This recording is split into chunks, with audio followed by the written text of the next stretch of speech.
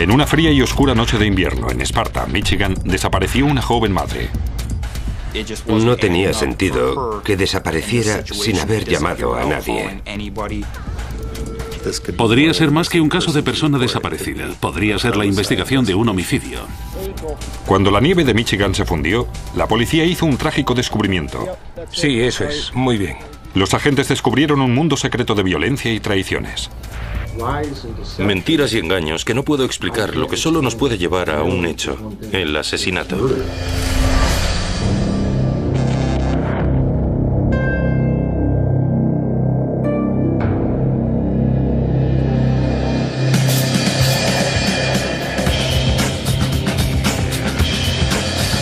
Crímenes imperfectos, Estados Unidos.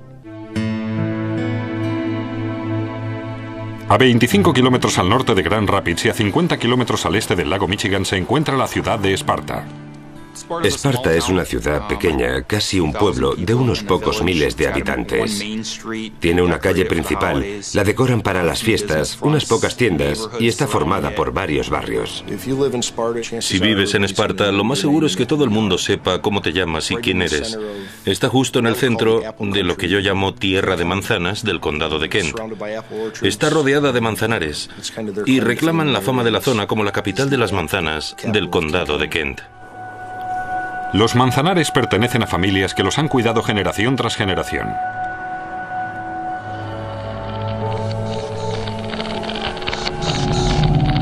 Pero como sería lógico suponer, donde quiera que haya manzanares, hay una o dos manzanas podridas.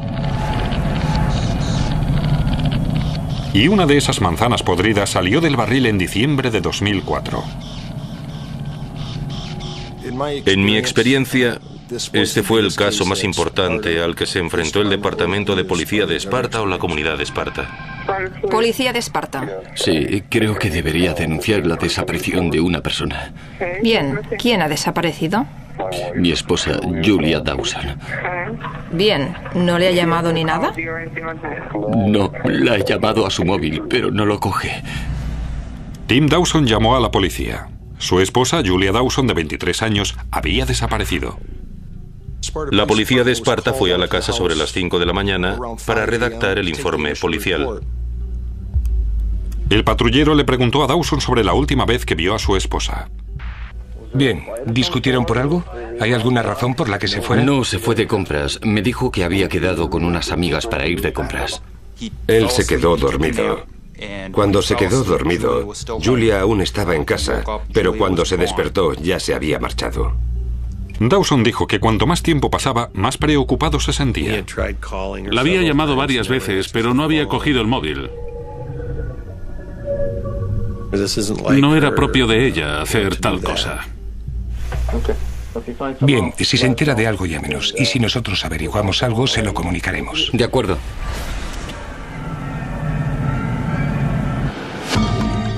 Pero la policía no tardó mucho en tener su primera pista. Un agente de Esparta vio un monovolumen en Bailey Park, en Esparta. Le pareció raro verlo allí, así que comprobó la matrícula y vio que pertenecía a la familia Dawson. Conocía a la familia Dawson y sabía que vivían a poca distancia de donde se encontraba el vehículo. En su interior vio un bolso, un bidón de gasolina, un encendedor y una linterna en el asiento del copiloto. Parecía que el vehículo había sido abandonado y a solo pocos kilómetros de la casa de los Dawson. El Departamento de Policía de Esparta llevó el vehículo al depósito de la policía en busca de pruebas. Un vehículo abandonado en el frío del invierno de Michigan.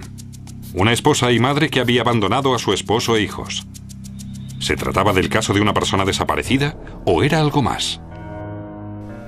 No tenía sentido que desapareciera sin haber llamado a nadie, sin dejar ningún mensaje ni nota, y que su coche estuviera aparcado tan cerca de la casa. Julia Dawson había nacido y vivido toda su vida en Grand Rapids, a pocos kilómetros de Esparta. Para esta joven madre, la familia lo era todo.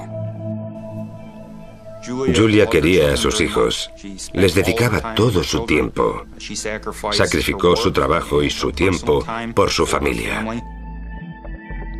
En el año 2000, Julia trabajaba en una fábrica y criaba a su hijo como madre soltera. Fue entonces cuando conoció a Tim Dawson, padre de 2 hijos recientemente divorciado. Se conocieron por internet. Conversaban. En un par de semanas él la convenció para que dejara su casa y se fuera a vivir con él. Poco después, Tim y Julia se casaron. Unieron sus familias y tuvieron un hijo en común. Pero ahora que Julia había desaparecido, su vida había quedado en suspense. La atención se centraba en encontrar a la joven madre.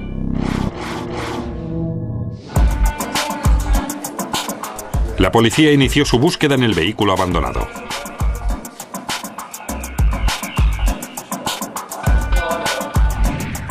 Lo fotografiamos y lo registramos.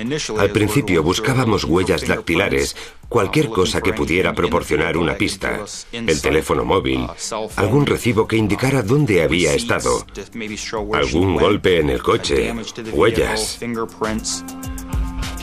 No encontramos sangre, nada que nos indicara que en su interior hubiera tenido lugar una pelea. No encontraron rastros de sangre ni señales de pelea, pero aún así el vehículo les dijo algo. Su bolso seguía en el coche. El móvil estaba apagado y no faltaba nada, ni dinero, ni había ninguna señal de robo. Algo no estaba bien. Julia Dawson había desaparecido en el invierno de Michigan. No tenía dinero ni móvil. ¿Podría encontrarla la policía antes de que fuera demasiado tarde? En Sparta, Michigan, la policía estaba buscando desesperadamente a una mujer desaparecida. Julia Dawson había salido para ir de compras y no había vuelto. Los habitantes de esta pequeña comunidad buscaban respuestas. Milanovsky, sí.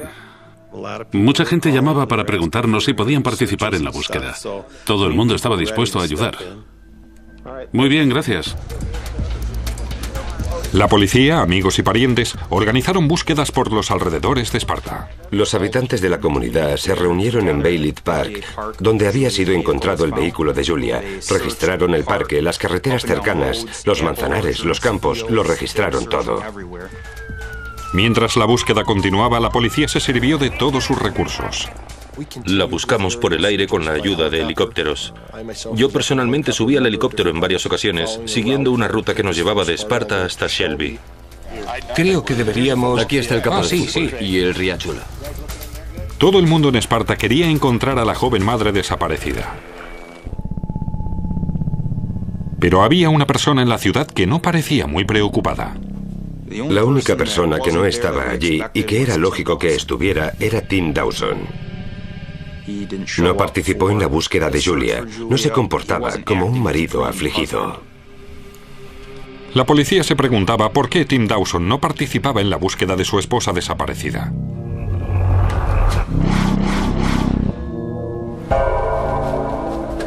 Entonces, 3 días después de la desaparición de Julia Dawson, la policía efectuó un horrible descubrimiento. Nos avisaron que una pareja que paseaba por un camino rural al norte de Esparta había encontrado un abrigo. En su interior había una tarjeta de identificación y unos guantes. El abrigo pertenecía a Julia Dawson. Al encontrar el abrigo, la investigación dejó de ser de una persona desaparecida para convertirse en la de un posible homicidio. Los investigadores no eran los únicos que se temían lo peor. La comunidad estaba muy molesta y la familia de Julia no dejaba de decirnos que no había desaparecido. No era propio de Julia. Ella no desaparecería así. No tenía una vida secreta. No había ido a reunirse con alguien. Algo le había pasado, algo trágico.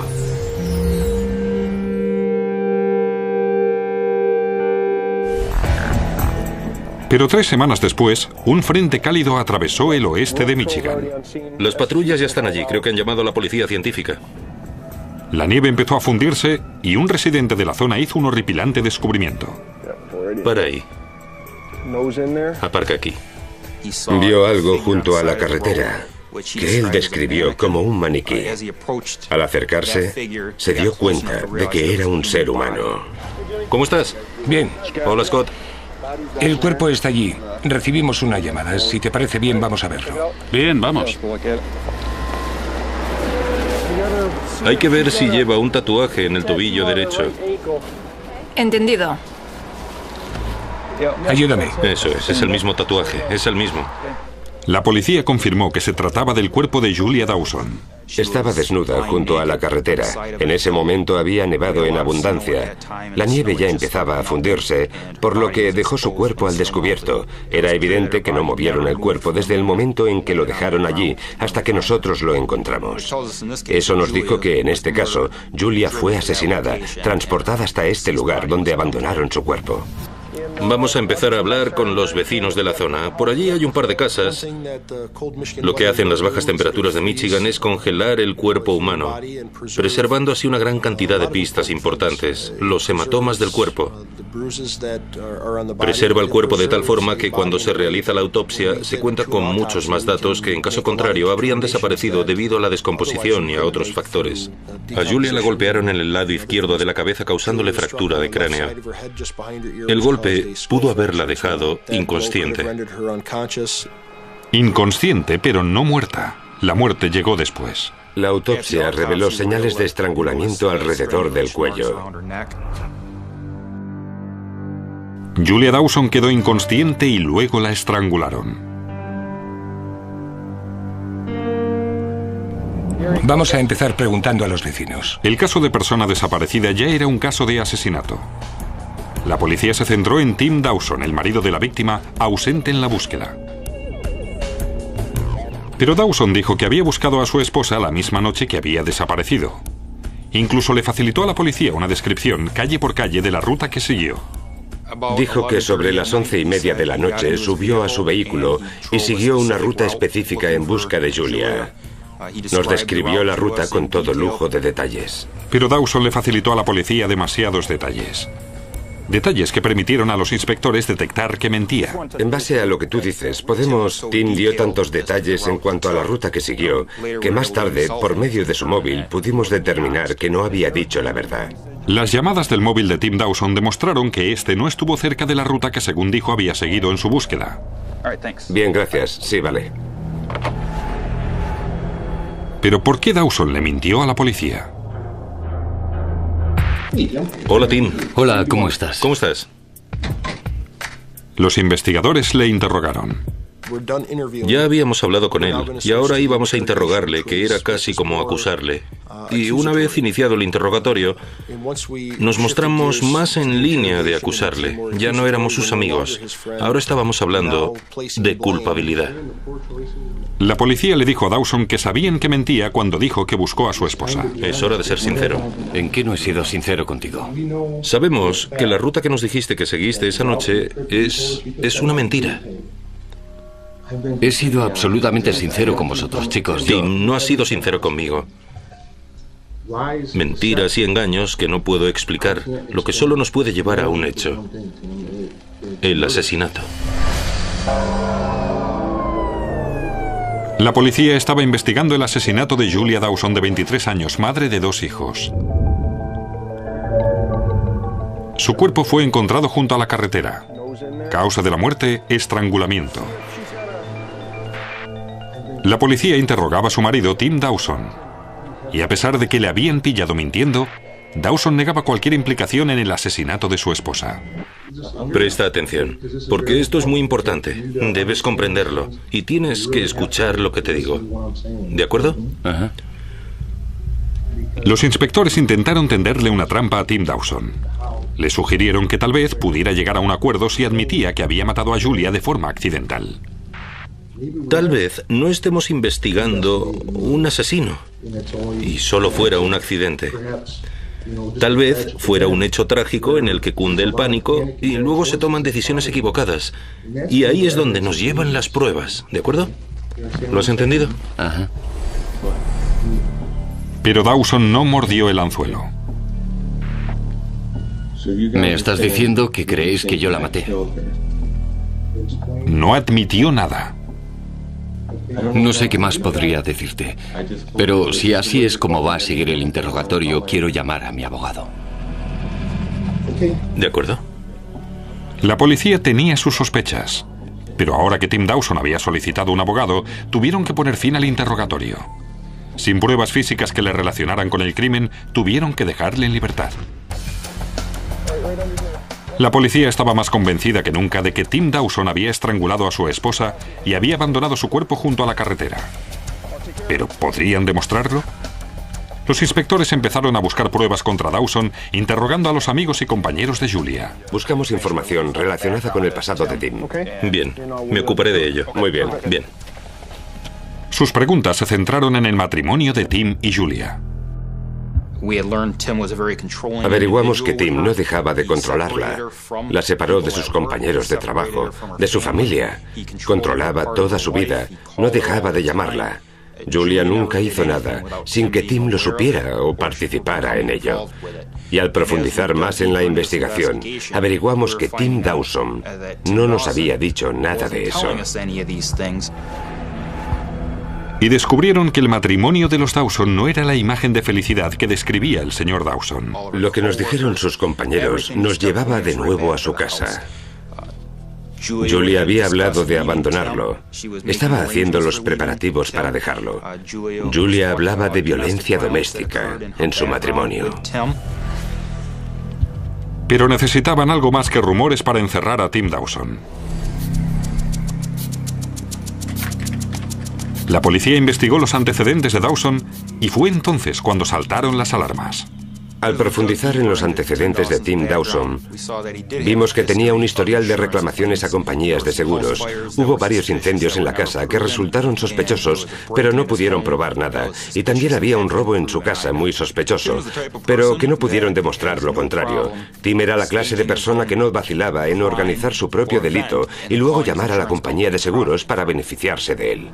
Recientemente, Dawson había llamado a la compañía de seguros con la que tenían las pólizas de la familia. El marido de Julia Dawson llamó 2 días después de su desaparición y 20 días antes de que se encontrara su cuerpo y le dijo a la compañía de seguros que Julia había muerto. La única persona que podía saber en ese momento que estaba muerta era su asesino.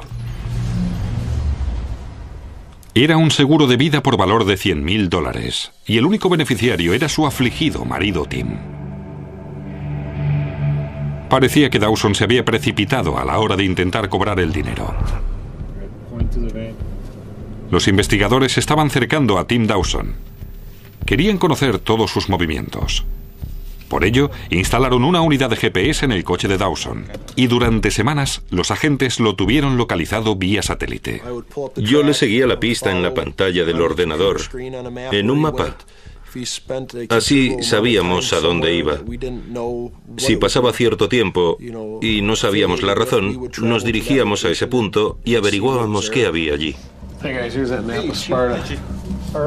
Gracias, jefe. Uno de los destinos más frecuentes de Dawson aún le hacía parecer más culpable. Pudimos seguirle la pista hasta esa casa en Grand Haven, Michigan. En esa casa vivía una atractiva joven. Fuimos a interrogar a la joven que vivía allí y averiguamos que mantenía una relación sexual con Tim Dawson. La esposa de Tim Dawson había sido asesinada y él ya tenía una amiga. Decía que estaba aquí abajo. La policía siguió vigilando a Dawson hasta que un día cambió de patrón. Vimos que el vehículo empezaba a moverse y recibíamos la señal intermitente, mostrándonos en el mapa que Tim se estaba moviendo. La policía vio que Dawson se dirigiría al sur. Cruzó la frontera de Indiana, luego la de Illinois, y llegó hasta Texas. Y allí empezó la peor pesadilla de la policía. Desapareció la señal del GPS. Se dirigía hacia el sudoeste y perdimos la señal del GPS. Dawson había huido y ahora podría estar en cualquier lugar. ¿Se libraría Tim Dawson de pagar por el asesinato? La policía de Sparta, Michigan, solo tenía un sospechoso en el asesinato de Julia Dawson, su marido, Tim Dawson. Cuando buscaban pruebas contra Dawson, los agentes instalaron un GPS en su coche. Este rastreó a Dawson cuando abandonó Michigan en dirección al sur. Viajó hasta Texas y fue entonces cuando el GPS dejó de funcionar. Durante su viaje perdimos varias veces la señal del GPS, pero dedujimos que se dirigía al sudoeste. La última señal la recibimos desde San Antonio, Texas, y no recibimos ninguna más. No sabíamos si se había detenido allí o había seguido hasta México. Cuando perdimos la señal del GPS, todos dijimos, esto no es bueno. Era nuestro principal sospechoso. Nos estábamos acercando al momento de poder pedir una orden de detención contra Tim Dawson por el asesinato de Julia. Los inspectores ordenaron la búsqueda y captura de Tim Dawson. Empezaron en el punto en el que perdieron la señal del GPS, algún lugar cerca de San Antonio, Texas. Se trata de un sospechoso de asesinato del que pedimos ayuda a otros departamentos. Les facilitábamos la matrícula, su nombre y otros datos con el fin de saber qué estaba haciendo. Empezamos a buscar en los registros de sus tarjetas de crédito y de su cuenta bancaria para ver dónde gastaba dinero. Pero nada de eso nos sirvió para localizar a Tim. Parecía que Tim Dawson había desaparecido. Bien, gracias. Adiós.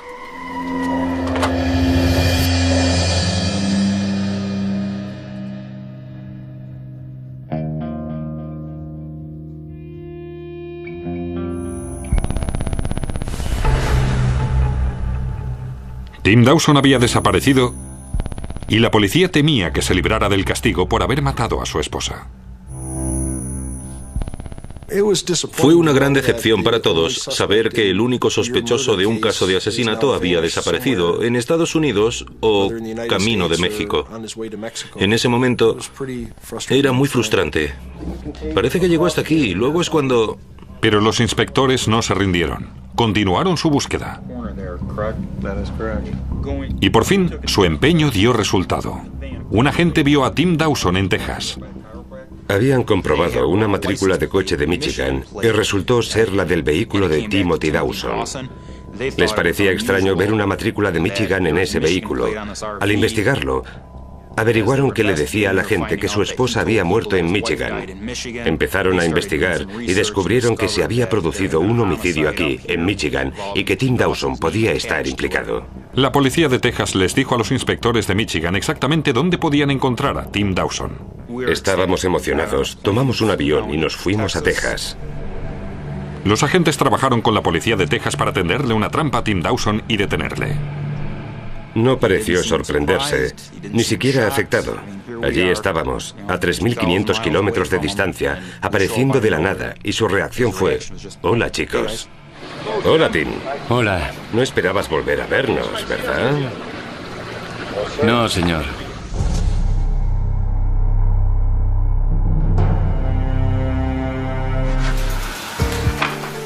Dawson no confesó ser el autor del asesinato.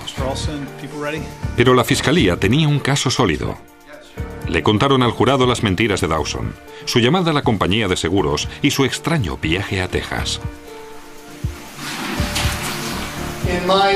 En mi intento de resumir más de 60 horas de testimonios en tan solo 1 hora y 45 minutos, espero haber conseguido explicarles cuál es la verdad de este caso y cómo este hombre intentó manipularlo. El caso era sólido desde el principio. Sabía que si se lo presentábamos correctamente al jurado, conseguiríamos que le condenaran, porque las pruebas hablaban por sí mismas.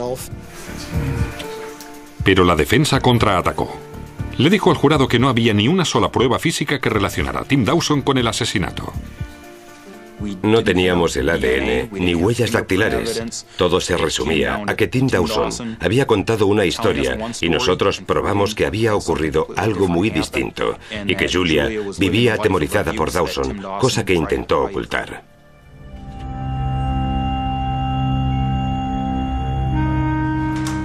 Tras 2 semanas y media del juicio, el jurado llegó a un veredicto.